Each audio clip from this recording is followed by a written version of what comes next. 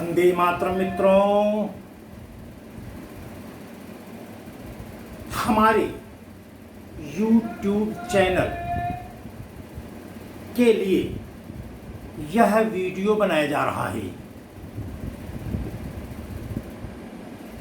इस वीडियो को YouTube channel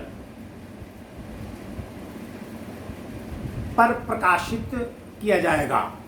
सभी मित्रों से विनम्र निवेदन है कि वह हमारे चैनल को सब्सक्राइब करें, हमारे विषयों को पसंद करें, प्रोत्साहित करें, ताकि हम और अधिक उनके लिए विषय प्रदान कर सकें। मित्रों, आज के इस वीडियो प्रसारण बनाने के पीछे एक विषय निर्धारित है। इस विषय की सूचना हमने फेसबुक पर दे दी थी कि हम बहुत जल्द लाइव होने वाले हैं। हमारा विषय निर्धारित होगा इस युग का समाज सुधारक कोरोना। यह है आज का विषय। फिर से मित्रों सुन लें, आज का विषय है इस युग का समाज सुधारक। अब यहां पर मित्रों दो शब्द हैं, इस युग और समाज सुधारक। इन दो विषयों को हम मिलाते हैं। पहला विषय इस युग, तो इसका मतलब कोई और भी युग था। हाँ था, हमारे उस युग में राजा राम मोहन राय जी का नाम आप सबने विनम्रता पूर्वक सुना होगा, जिन्होंने समाज सुधारक की भूमिका में अपने राष्ट्र की हीन ग्रंथि से ग्रसित चेतना को नव चैतन्य स्वरूप प्रदान करने वाले ऐसे हमारे माननीय राजा राम मोहन राय, इन्हें समाज सुधारक की संज्ञा हमारे भारत भूमि की सांस्कृतिक विरासत में मिली हुई है। अब प्रश्न यह उठता है, उस कालखंड में जब राजा राम मोहन राय जी ने अनुभव किया होगा कि हमारे समाज के अंदर अनेक रूढ़िवादी परंपराएं, अनेक ऐसी नकारात्मक परंपराएं प्रचलन में आ गई हैं, जिनको संस्कृति के अनुरूप मनाया भी जाने लगा है। इन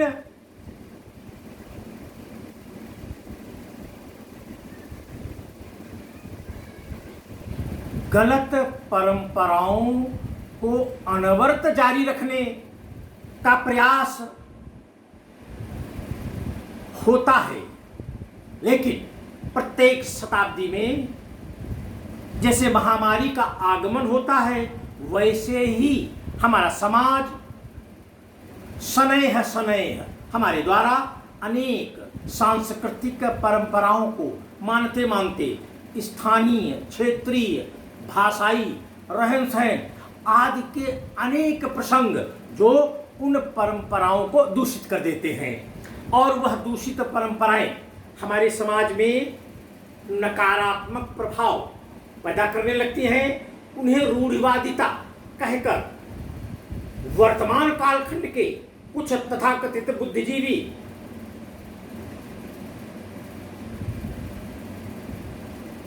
वर्तमान समाज को अपमानित करते रहते हैं कि आपके समाज में रूढ़िवादिता बहुत है, अंधविश्वास बहुत है। ऐसे अंधविश्वास, ऐसे अमान्य प्रसंग जो हमारी संस्कृति को मानते मानते हमारे समाज के द्वारा चिन्हित हुए, उन्हें कौन मिटाए?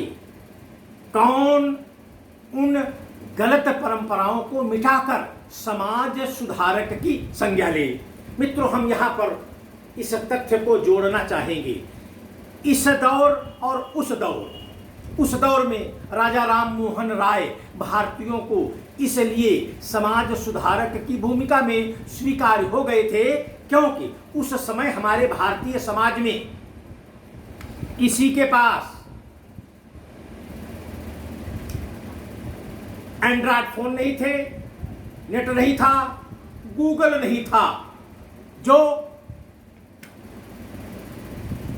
तत्काल राजा राममोहन राय जी के द्वारा उन रूढ़िवादी परंपराओं, मान्यताओं, अंधविश्वासों के खिलाफ जब अभियान चलाया, तो उनके अभियान में इस अंधविश्वास की जगह यह विश्वासपरक पद्धति होनी चाहिए, ऐसा उन्होंने तथ्य दृश्य रखा। अगर आज का यह कालखंड होता, वैश्यारूपी धर्मनिरपेक्ष राजनीति से भारत भूमि आज ही की तरह ग्रसित होती, तो उस समय राजा राममोहन राय के द्वारा समाज सुधार में कही गई बातें, बनाए गए सूत्र भी उपहास का पात्र बन जाते और वह एक विवादित व्यक्ति के रूप में हम सबके इतिहास में दर्ज हो जाते। लेकिन उस समय यह अंतर्राष्ट्रीय दुष्प्रवृत्तियां नहीं थी, इसलिए राजा राममोहन राय के उस शोध, उस विश्वास और उस दूरदृष्टि को स्वीकार किया गया। उस समय के समाज ने उनकी प्रत्येक बात का अनुसरण किया, सही दृश्य जो उन्होंने दिखाया उसे माना और रूढ़िवादी परंपरा को त्यागा। उस समय समाज सुधार की जो जो क्रियाएं हुई थी वह चली, अनवरत चली और आज लगभग 1 शताब्दी होने को है। अब इस शताब्दी में हमें फिर अपने समाज की, अपने समाज के रहन सहन की, अपने समाज के सोचने के ढंग की तमाम ऐसी रूढ़िवादी परंपराएं, ऐसे अंधविश्वास फिर प्रकट हो गए हैं, जो विधर्मियों के लिए उदाहरण के रूप में हमारे भारतीय मीडिया और राजनीति के समक्ष रखे जाते हैं। और यह राजनीतिज्ञ और तथाकथित मीडिया हमारे उन्हीं अंधविश्वासों को आधार बनाकर हमारे हिंदू संस्कृति का मूल्यांकन करती है। हमें इस युग संधि के प्रारंभ काल में अपने भारतीय समाज की उन रूढ़िवादी परंपराओं को समाप्त करना होगा। इसके लिए हमें एक समाज सुधारक की आवश्यकता होगी। मान लो कोई व्यक्ति ये कहे कि आज के भारतीय समाज को नष्ट करने वाली संपूर्ण व्यवस्था राजनीति है, इसलिए राजनीति को त्यागो और सिर्फ भारतीय संस्कृति के को आधार बनाकर उत्पन्न की गई राष्ट्रनीति को अंगीकार करो, तो आपके मानस पटल पर वर्तमान भारत की समस्या क्या है यह जानने के बजाय हमने सिर्फ राष्ट्रनीति ही कहा है, इसे अंगीकार करो, तो आप इसे अंगीकार न करने का प्रयत्न प्रारंभ कर देंगे। क्यों? क्योंकि आपके हाथ में इंटरनेट है, आपके हाथ में गूगल बाबा है। आप उनसे पूछेंगे कि इंटरनेशनल स्तर पर राष्ट्रों को चलाने की व्यवस्थाएं क्या है, तो वह झूठ, प्रपंच, साजिश, बेईमानी, लूट, मक्कारी आधारित राजनैतिक परंपराएं ही लगभग अधिकतर देशों के शासन चलाने की पद्धतियां हैं। वही पद्धति भारत में अंतर्राष्ट्रीय आपराधिक माफिया कॉमनवेल्थ पार्लियामेंट्री बोर्ड के द्वारा लागू की गई। उस राजनीति ने हमारे भारतीय समाज को, भारतीय समाज की अनेक परंपराओं को दूषित कर दिया। हम उसे पुनः शुद्ध करना चाहते हैं, उन परंपराओं को नष्ट करना चाहते हैं। कोई व्यक्ति आपसे यह कहे तो आप नहीं मानेंगे, तो हमारी ईश्वरीय शक्तियां जो प्रत्येक 1 शताब्दी में महामारी के रूप में हम सबकी अनावश्यक जनसंख्या वृद्धि को कम कर देती है। भारत अखिल ब्रह्मांड और भारत भूमि से विचार शून्य मानव रूपे कीड़े मकोड़े जो बजबजा रहे हैं, इन्हें इनका भार भारत भूमि से, अखिल ब्रह्मांड से कम होता है। ऐसी महामारियां अलग अलग मानव द्वारा नाम देकर पुकारी जाती हैं। वर्तमान कालखंड में अंतर्राष्ट्रीय मंच से हमें यह बताया गया कि कोरोना नाम की एक महामारी पूरे विश्व को ग्रसित कर रही है, पर यह महामारी भारतीय संस्कृति को विलुप्त कराई जा चुकी व्यवस्था से पुनः उसी भारतीय संस्कृति को मनवाने को विवश कर रही है। इसलिए भारत भूमि के लिए कोरोना महामारी तो है, पर उसका परिणाम समाज सुधारक के रूप में हम सबको प्राप्त हो रहा है। हम सब अपने समाज जीवन को जीते जीते अनेक अंधविश्वास और अमानवीय परंपराएं जिनको हम सब ने अंगीकार कर लिया था और उन्हें नैतिकता का आवरण उड़ाकर उन्हें हम जायज ठहराने लगे थे, उन सभी रूढ़िवादी, बेईमानी, मक्कारी, रिश्वतखोरी की परंपराओं से मुक्ति कैसे मिले? कौन दे? कौन हमें डरावे कि यह सब जो हमने बेईमानी और मक्कारी करके अपने ही स्वजनों का लूटा है, इस लूट से जो एकत्रित धन संपत्ति संपदा हमारे पास है, इसका उपभोग किए बिना ही हम एकदम कोरोना वायरस से ग्रसित हुए और मर गए। यह डर पैदा करने की भूमिका जिस जिस व्यक्ति या जिस वायरस में होगी, वह महामारी बीमारी के साथ साथ समाज सुधारक की भूमिका में भी दिखेगा। अब माना कि कोरोना वायरस पश्चिमी देशों के लिए मुसीबत का कारण होंगे, क्योंकि उनका रहन सहन, उनकी सोच और उनके द्वारा पूर्व के युगों में अखिल ब्रह्मांड, अखिल विश्व में की गई भूभाग की साजिशों का दंड भी तो मिलेगा। उसमें एक यूरोप को दंड भारतीय सांस्कृतिक विरासत को नष्ट करने के अपराध में भी मिलना चाहिए। क्यों? क्योंकि भारतीय संस्कृति को नष्ट करने के लिए मुगलों ने से ज्यादा ईसाइयों ने अपनी भूमिका अदा की है।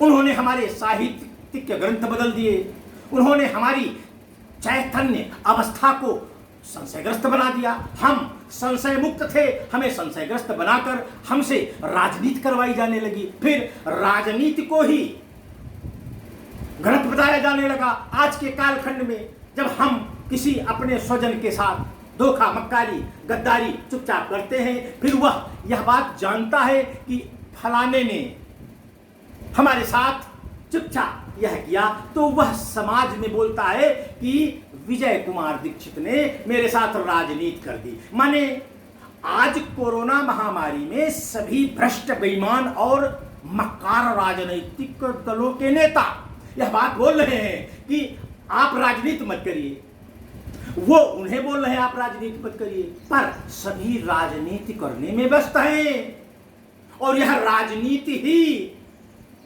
समाज सुधार में रोड़ा है। इसलिए राजनीति की बात मानते हुए हम कोरोना महामारी से लड़ने का प्रयास करेंगे तो हम अपने को बचा नहीं पाएंगे। इसलिए राजनीति को ठीक वैसे ही मार दिया जाए जैसे कोरोना के खिलाफ लड़कर हम कोरोना को मारने वाले हैं। क्यों? क्योंकि भारतीय संस्कृति, भारत के मूल निवासी और भारत के लिए कोरोना वायरस से ज्यादा घातक यह वैश्यारूपी धर्मनिरपेक्ष राजनीति है, जिसने भारत भूमि पर हमको राष्ट्रनीति करने से रोक रही है। राष्ट्रनीति का व्यवहार, स्वभाव और सिद्धांत स्पष्ट है कि जो व्यक्ति, जिस व्यक्ति के चारित्रिक स्वभाव में राष्ट्र प्रथम का सिद्धांत प्रतिपादन के रूप में प्रत्यक्ष आम नागरिकों को दिखता हो, वो राष्ट्रनीति है। और जिसमें मित्रों, हम सब